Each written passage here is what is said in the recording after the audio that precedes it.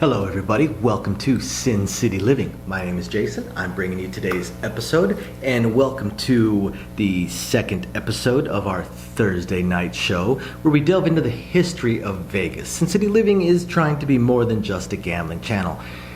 Once again, just like last weekend, we're going to talk about cheaters. Now for next week, for next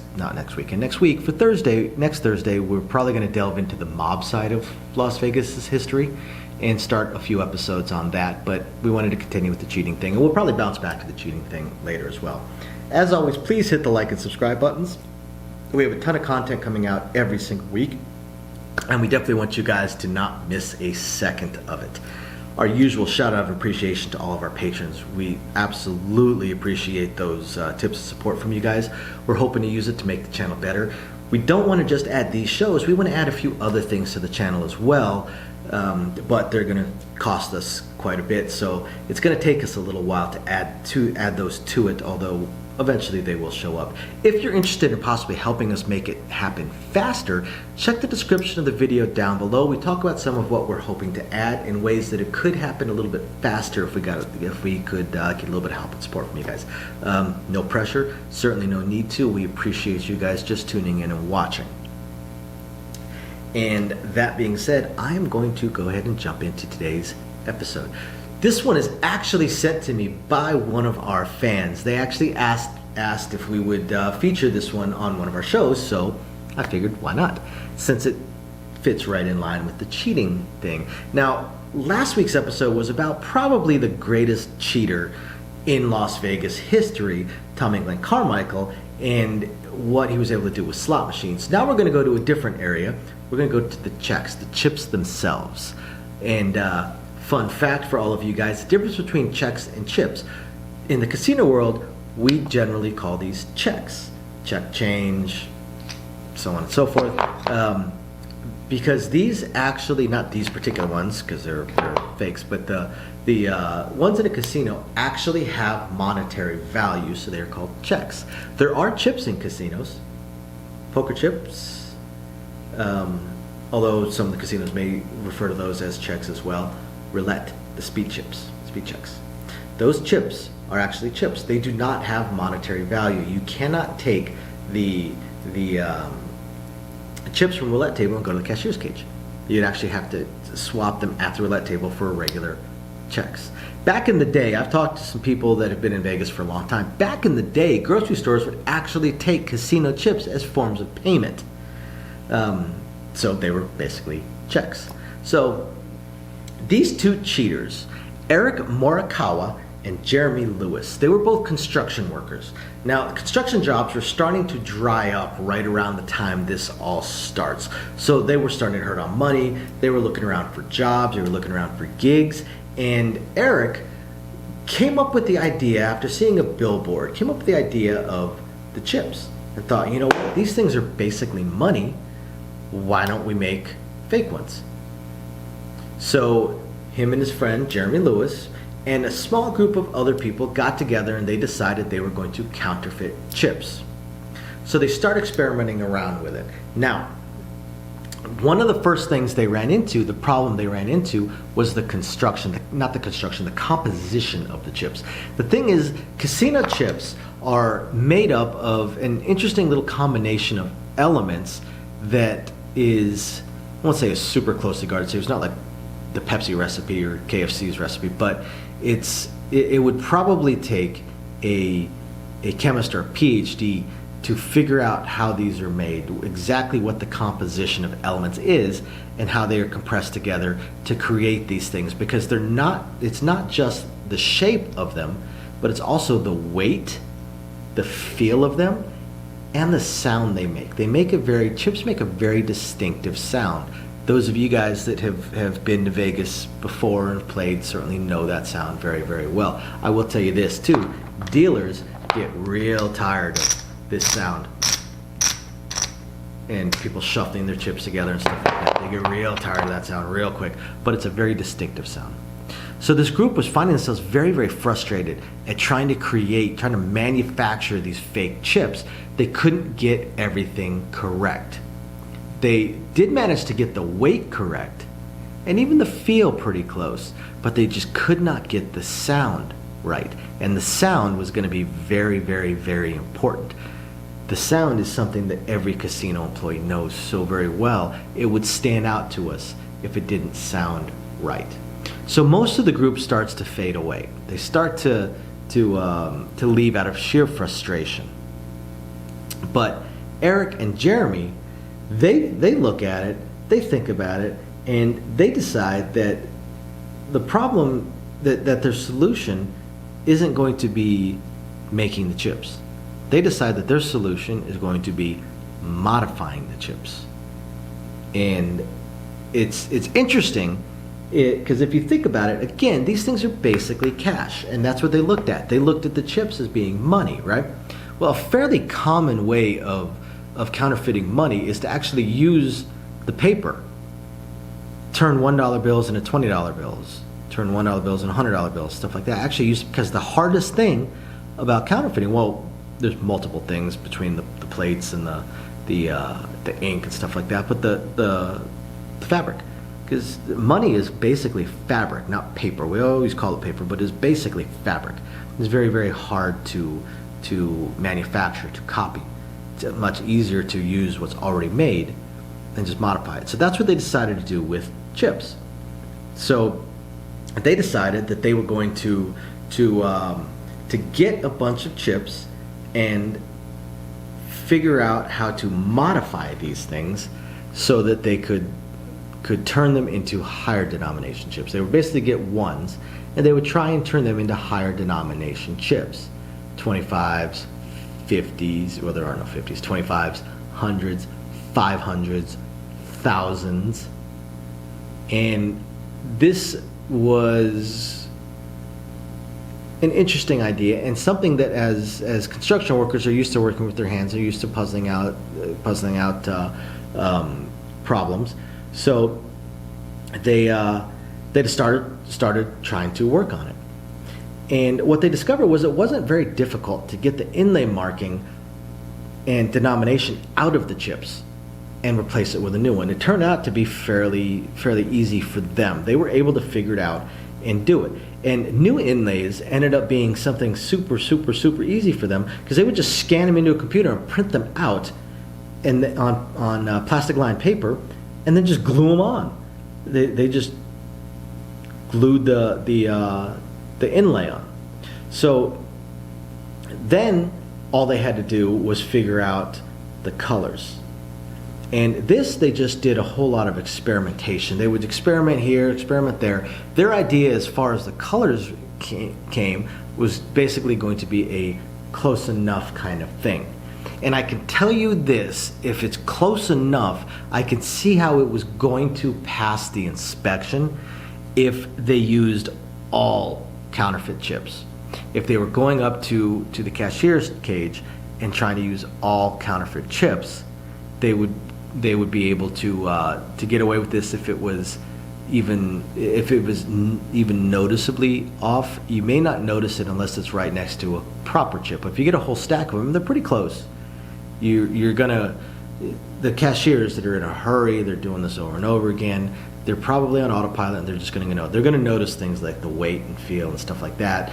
But as far as the color goes, they're just going to glance at it. Oh yeah, that's pretty close. Remember, it's casinos alternate between very brightly lit and very shadowy. Because of how brightly lit, it's also very shadowy, and you got a lot of flashing lights and stuff like that. So they only had to get relatively close. Now, when it came to trying to watch these things on a table, actual table game, they had to be very close on the color.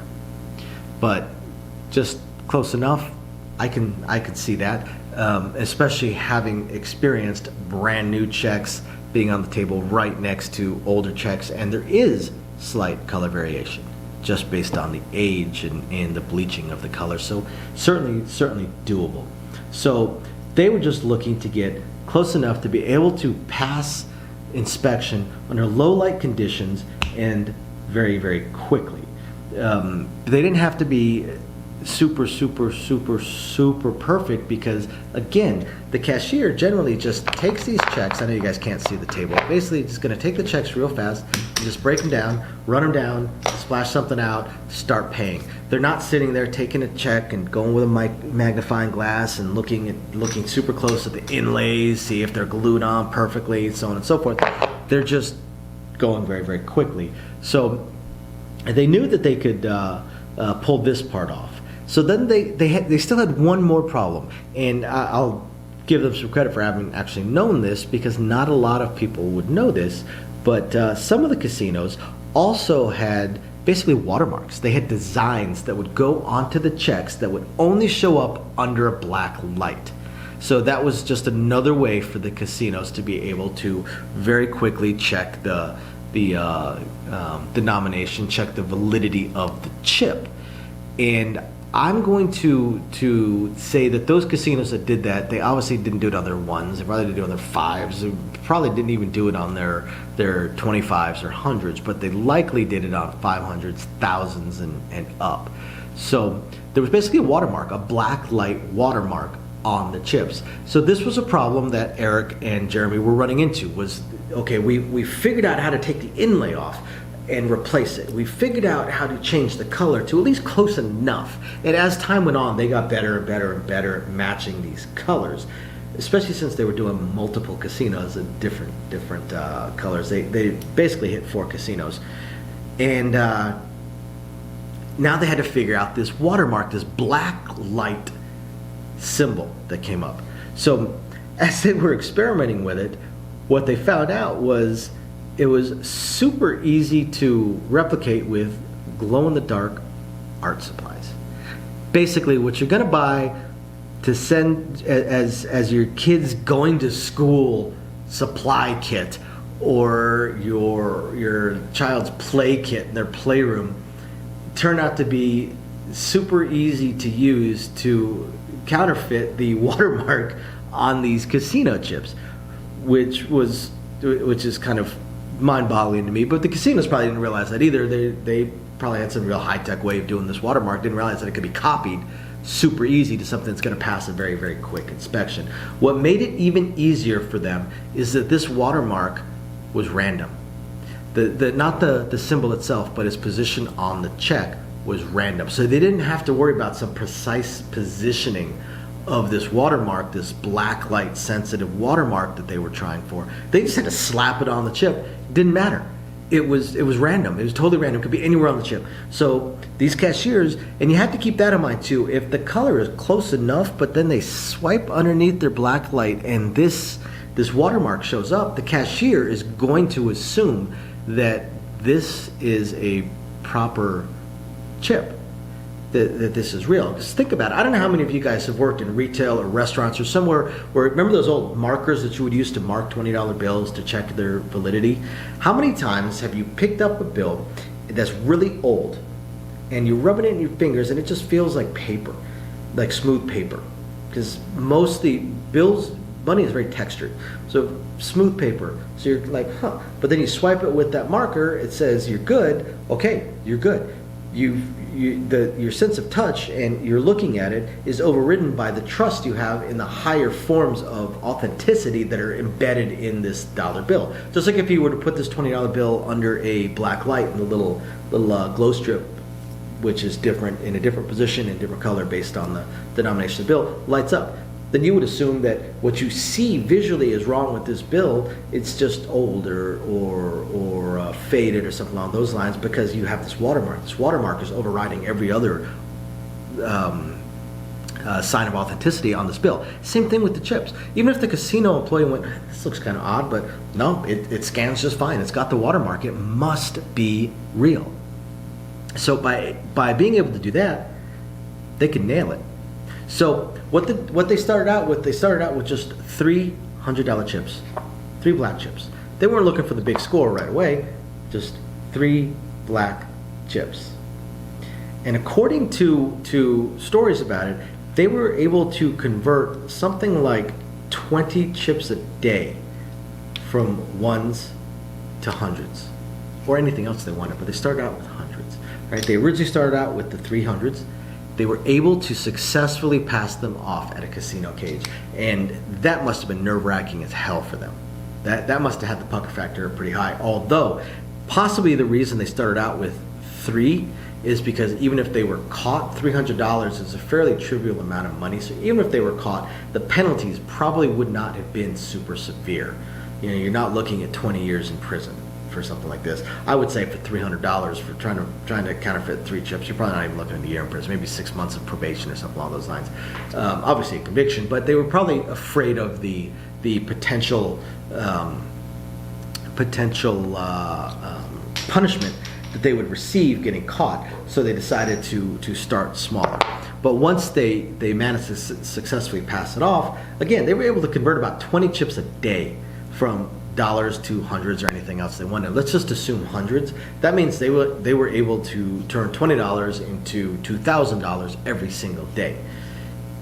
There's 2 of them, so they were basically able to make $1,000 a day. That's pretty good. That's pretty good. It's not retirement money, but it's pretty good. Not too shabby. So they were able to convert 20 chips a day into hundreds or anything else. And this is where they started to slip up, because they looked at it and decided, well, let's go for the anything else. So they started going to higher and higher denomination checks, eventually landing on the thousands. Now, $1,000 checks, this is going to start drawing some attention. So what they decided to do, instead of going to the cage, they decided that they were going to try and wash their chips, launder their chips, by putting a little play on them. They decided instead of going to the cage, they were going to go to table games. They were going to cash in, they were going to exchange their chips for other denominations, basically check change their thousands, probably for blacks or even some greens, possibly even some red, so they didn't have to play with too much of it, and then play with it for a little bit, and then they would take the new chips over to the cage, and they had some play related to it, and then cash them out. And if the amount was high enough, the cage may end up calling the pit or calling the table to find out, hey, did this player actually win? You know, do we actually have a player that won this much? And the pit's going to say, well, yeah, he was just playing over here on table such and such, so and he left with approximately this much. And the cage is going to go, okay, cool, and cash it out. Now, this almost seems a little risky. Now all of a sudden you're buying in at table games with high denomination chips. You would think that might draw a few eyeballs. Plus, you now have the worry of your exposure. You're spending more time surrounded by people, more time interacting with your chips, and more ways to get caught, you would think. And again, you'd think this might draw a few eyeballs. However, not Eric Morikawa, but Jeremy Lewis, his partner, had developed something of a reputation as a little bit of a high roller. He was known for booking suites and being surrounded by ladies, probably ladies of the evening, and getting this little high roller reputation, of course, is actually going to make it easier to go up to tables if they recognize you. Hey, so and so, hey, Jeremy, how you doing? Good to see you. Oh, check changing another 3,000. Okay, cool. Because it's every day. This guy's a high roller. We don't bat an eye at a high roller coming in and cashing in and buying in for the amount that they normally do.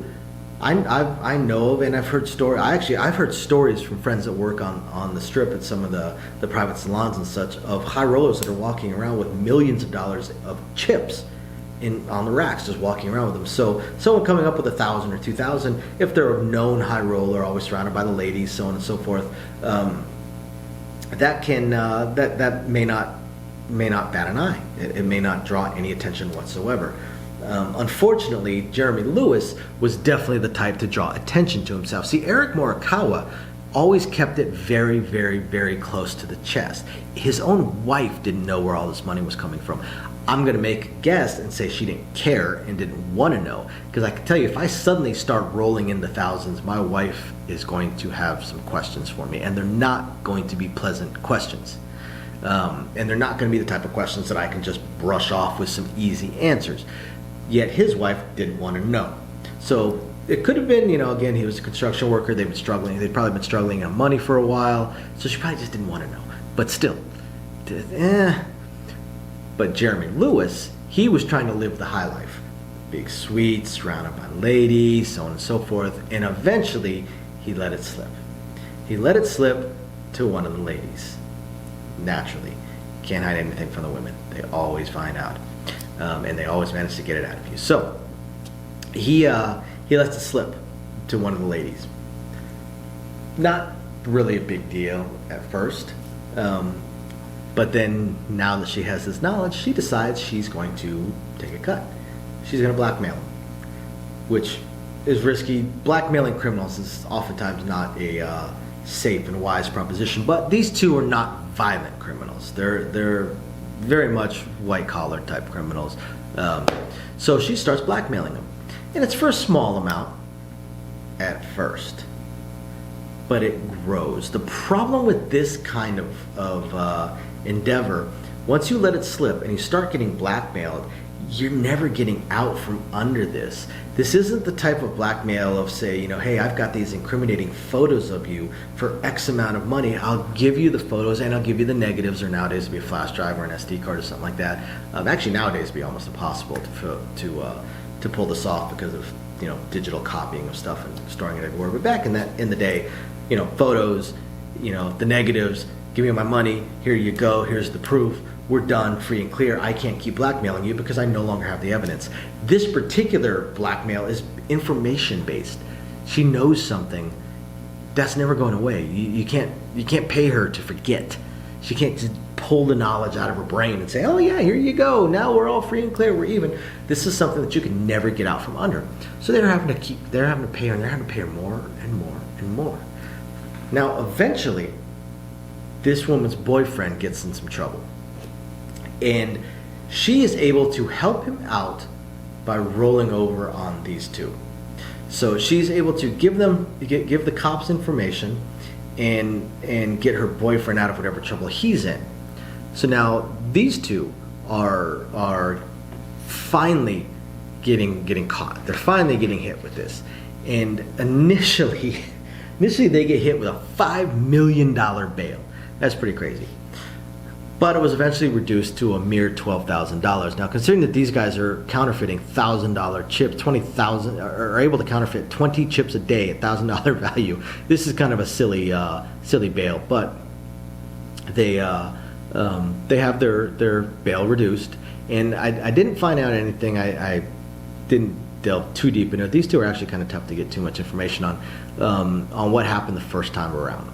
But I do know that he did spend some time in jail. I'm not sure if it was before he was waiting on being able to bail him out or if they were eventually convicted. But Morikawa, while he was in jail, ended up making some friends, meeting some new people and his kind of folk, I guess, and offered to teach them his methods. All he was asking for was a percentage, a cut. Basically, he was franchising himself. So naturally, he gets caught again further on down the road and is sentenced to 5 years of probation and has to pay a restitution of $36,000. So no matter what, these two kind of got off easy. Morikawa is the mastermind behind this, and he got 5 years of probation and had to pay $36,000 in restitution. Again, that's less than 2 days worth of their labor on creating fake checks. 2 freaking days. And that's all they had to do. That's pretty damn solid. That's pretty good for them, pretty lucky for them.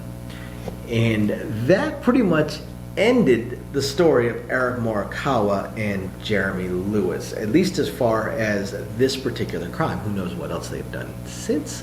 But as far as the counterfeiting goes, they basically prompted the next generation of chip security, which is the RFID chips that are now embedded in a lot of chips. Now, those RFID chips, of course, can only track up the chip within the casino. Once it leaves the casino, they're no longer able to track it, which is something that the motorcycle bandit used to his advantage. Otherwise, he would have been caught since he went straight home.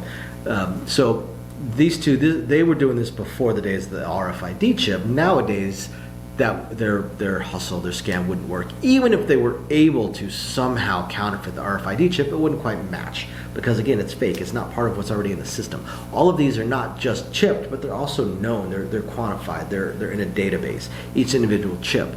So they wouldn't be able to match and plug it into the database without one hell of a hacker, I suppose. So they actually prompted the next level of security for the chips. And that's it. That is the story of Jeremy Lewis and Eric Morikawa. Thank you very much to the fan that asked about this, and I hope you guys enjoy it. I hope you guys find this interesting, illuminating, enlightening, and we will catch you guys next time. Bye now.